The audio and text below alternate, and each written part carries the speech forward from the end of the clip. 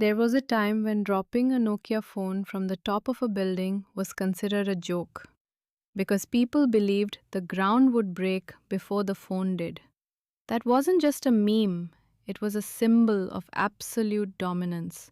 At its peak, Nokia wasn't simply the biggest phone company on earth, it controlled nearly half of the entire mobile phone market.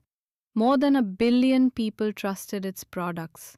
It was richer than many countries, admired by competitors, and feared across the technology industry. Then, almost overnight, everything disappeared. A company that looked impossible to defeat lost everything in less than a decade. How does a king lose a kingdom that seemed unshakable? The answer isn't one bad product. It isn't one bad CEO. It isn't even the iPhone. The real story is far more shocking. Because Nokia didn't lose to Apple, it slowly defeated itself. And by the time the company realized what was happening, it was already too late. To understand one of the greatest business collapses in history, we have to travel back to a quiet corner of northern Europe. In 1865, deep inside Finland, an engineer named Frederick Idestam opened a small paper mill beside a river. Nobody could have imagined that this tiny company would one day dominate the world's pockets. For decades, Nokia wasn't even a technology company. It made paper, then rubber boots, then bicycle tires, then electrical cables. The business kept reinventing itself whenever industries changed. Reinvention became part of its DNA. That adaptability eventually led Nokia into telecommunications. As mobile networks slowly spread across Europe during the 1980s, Nokia saw an opportunity that others ignored. Phones were enormous, expensive, and looked like military equipment. Most people believed mobile phones would remain luxury items for businessmen. Nokia saw something completely different. They imagined the future where everyone, students, parents, workers, grandparents, would carry a phone. It sounded ridiculous, but sometimes the biggest fortunes begin with ridiculous ideas. Throughout the 1990s, Nokia worked with relentless focus. Their engineers built phones that were lighter, tougher, and easier to use than anything else available. Battery life lasted for days. The devices survived rain, drops, dust, and years of abuse. People trusted Nokia because the phones simply worked. Every successful product increased that trust. Every satisfied customer became free advertising, and soon something incredible happened.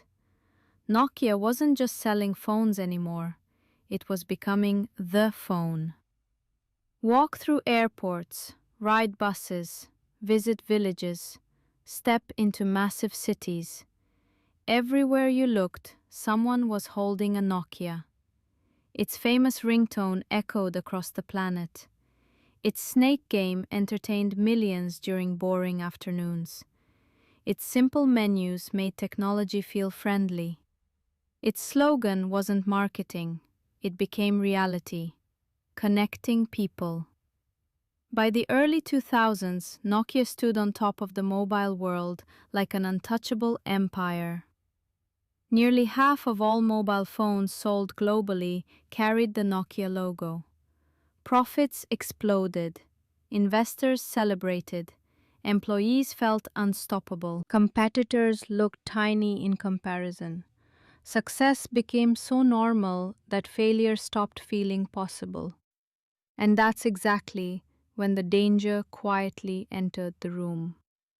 Because the biggest threat to successful companies rarely arrives wearing armor. Sometimes it arrives disguised as confidence. Inside Nokia, victory created something invisible: complacency. Meetings became slower, decision making became complicated. Managers protected their departments instead of protecting innovation. Executives believed customers would always choose reliability over radical change. After all, why would anyone abandon the world's best selling phones? But outside Nokia's headquarters, another revolution had already begun. Computers were becoming smaller, internet speeds were improving, software was becoming more powerful. People weren't just buying devices anymore, they were buying experiences. The world was changing. Nokia saw it, but it didn't truly believe it. Then came January 2007. A man wearing a black turtleneck walked onto a stage in California. The audience expected another phone announcement. Instead, they witnessed the beginning of a completely different industry. Steve Jobs introduced the iPhone. Many people laughed. Even industry experts criticized it. No physical keyboard? Too expensive, too fragile. No removable battery, no expandable memory. It looked like a toy compared to Nokia's durable machines. Inside Nokia, many executives weren't scared. Some reportedly believed Apple didn't understand the phone business. After all, Apple had never built a mobile phone before. Nokia had decades of experience. Surely, experience would win. But what happened next shocked everyone. Apple wasn't competing in the phone business. Apple was redefining what a phone actually was. To Nokia, a phone was hardware. To Apple, it was software connected to hardware. That tiny difference changed everything. Customers suddenly expected touchscreen navigation, beautiful animations, internet browsing, music, maps, applications, photography, entertainment. Their phones were becoming pocket computers, and Nokia wasn't prepared. Its operating system, Symbian, had been designed for another era. It worked well for button-based phones, but adapting it for modern touchscreens became painfully difficult. Engineers struggled, developers complained, updates moved slowly. Every improvement seemed to create three new problems. Yet instead of making one bold decision, Nokia made countless cautious ones. Different teams worked on competing software projects. Internal politics grew worse. Managers feared failure more than they chased success. Employees stopped taking risks because careers depended on avoiding mistakes. Innovation slowed to a crawl. Meanwhile, Apple kept improving. Then Google entered the battle with Android.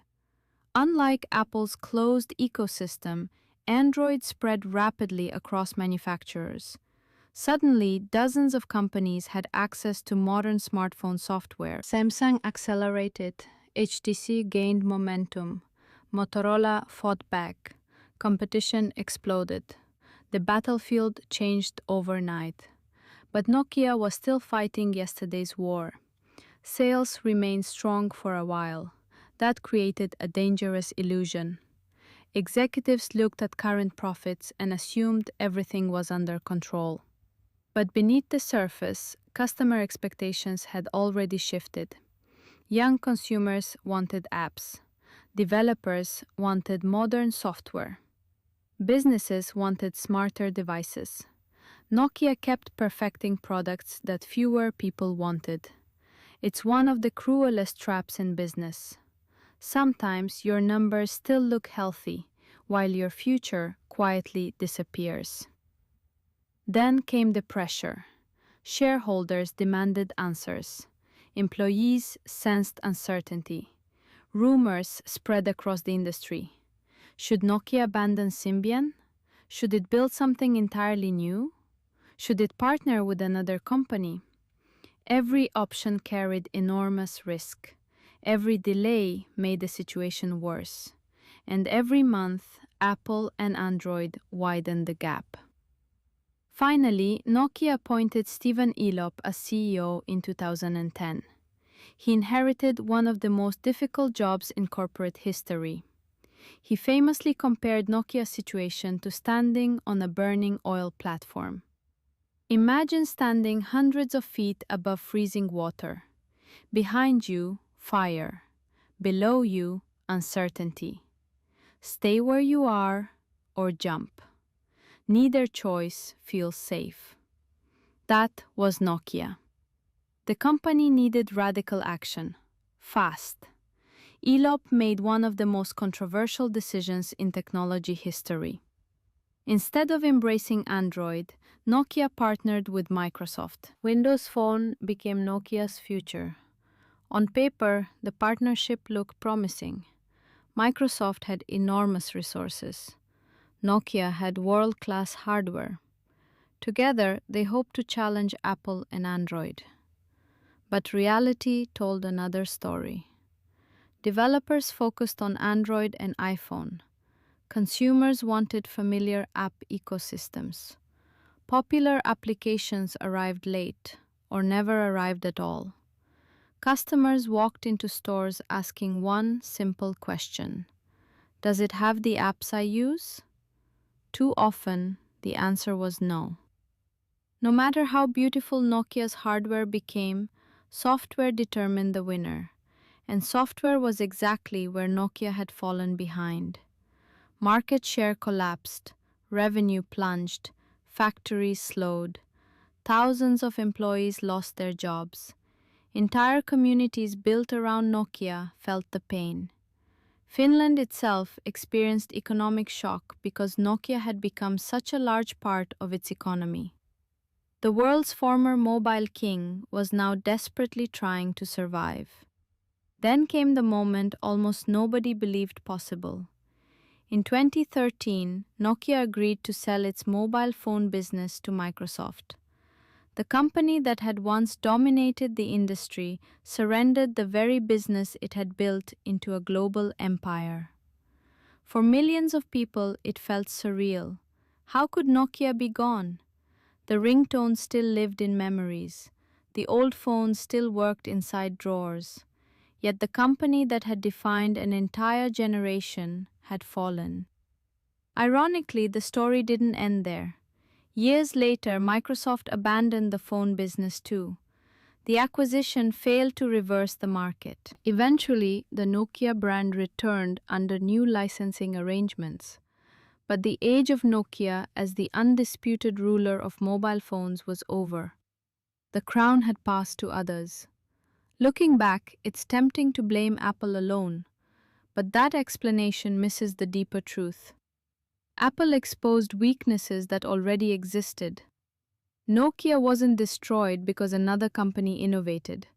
It was destroyed because it couldn't innovate fast enough while protecting its existing success. Its greatest strength became its greatest weakness.